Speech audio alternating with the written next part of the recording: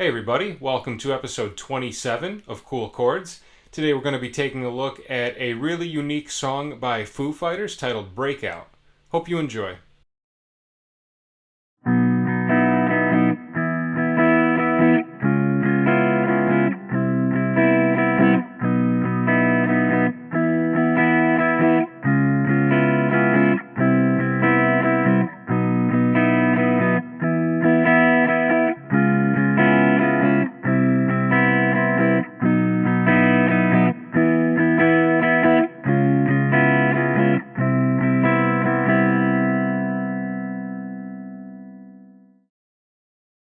Alright, this is a very cool little progression. One of the things that I love about this so much is it's a great example of how you can get a lot of mileage out of one chord fingering just by taking the shape and moving it around to different frets. You can come up with a wide variety of different chords that way. And I think this song is a great example of that because it's 4 chords and 3 of the 4 chords are actually all the same shape. So really cool. So we are in the key of B major and we start out on the 1 chord. We start out on a B major chord. So think of like a B bar chord, but just don't bar the top 2 strings. So from the 6th string to the 3rd string, fret-wise, it's 7, 9, 9, 8. And we're going to also include the open 2nd and 1st string. Each of these chords includes the open 2nd and 1st string, but it doesn't use those strings initially with the first strumming pattern. Every chord starts with 2 downstrokes just on the first couple notes of the chord. So in this case, this first chord we strum from the 6th string to the 3rd string twice, 2 downstrokes. And then on an upstroke, we do all 6 strings. So we have. And then we do another upstroke on all 6, and then a downstroke on all 6. So really slow, that pattern would be this.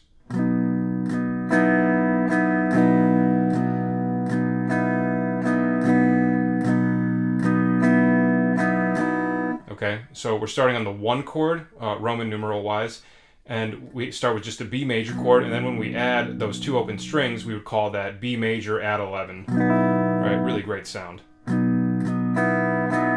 And then we go to the 4 chord. All we do is take the middle finger off and just take your pointer, ring, and pinky, move it down a string, so now it's starting on the 5th string. And this is just an E power chord with a bunch of double notes. We have 3 E notes and 2 Bs. So just a big doubled note power chord. And for this one, the strumming, we go from the 5th string to the 3rd string with the 2 downstrokes. And then the 2 ups on all 5 strings, and then the down. Alright, so it starts 1 chord, 4. Alright, now this next part is, to me, really the most colorful part of the progression. So what we do now is we take that first chord, that B major chord, and we slide it up 2 frets. So now we're on C sharp. So this is where the thing I was talking about at the beginning comes into taking the same shape and moving it around to different frets. So we start with just the regular 4-string strum with the 2 downstrokes. And then right here it gets really interesting when we do the up and we include that 2nd and 1st string, because now we switch it from just a C sharp major chord to a C sharp 7 sharp 9. Really fascinating sound. So if you're familiar with the Jimi Hendrix chord, the Purple Haze chord, just take that shape, move it down to the 4th fret. It would be the equivalent of that chord. It's slightly different in the way it's voiced because we also have the 5th. But really amazing sound. And the thing that's so fascinating about this chord is it kind of has almost like a little bit of a jazzy element to it, because if we're in the key of B major, we start on the 2, but we make it major. That is something that in jazz they would call a secondary dominant chord, which basically just means a dominant 7 chord that's not functioning as a 5 chord. So if this chord like went to F sharp 7, they would call that the 5 of 5. So a little bit different than how it's used in a jazz context, but it does have that secondary dominant sound to it with the 2 chord, the 2 dominant. So with that strumming pattern we have. Alright, so up to there we have this.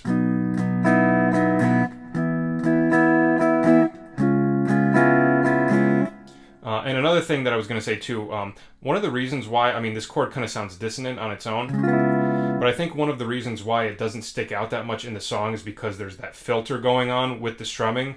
So it almost kind of just like flows right by and you don't even notice the dissonance happening within the chord. But it's such an amazing sound. And then for this last chord, this is my favorite one of the whole progression. We move it down 1 fret, and now it becomes C major 7 with the strumming pattern.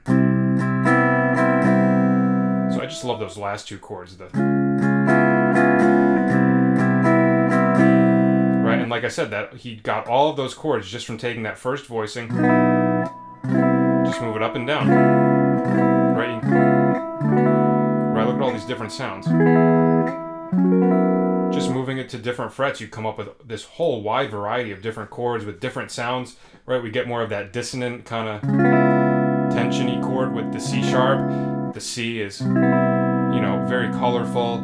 The B, also colorful, but in a different way. I think it's a little bit brighter. This one is kind of in between happy and sad, where I think this one a little more upbeat, but you get this wide variety of these different tonalities just from moving the shape around.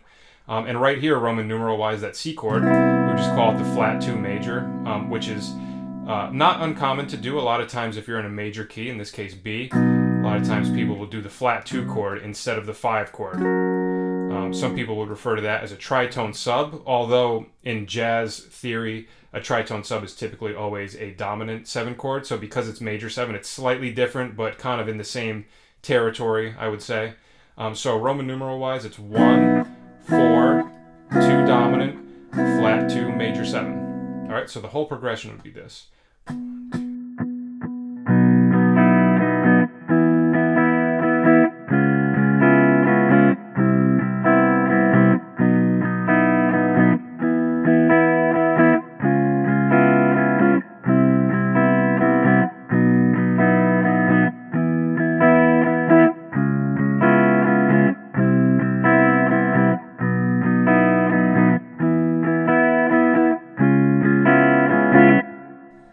And actually where I just stopped, that's actually how they do it in the intro of the song. They actually don't even play the C major 7 chord at the end.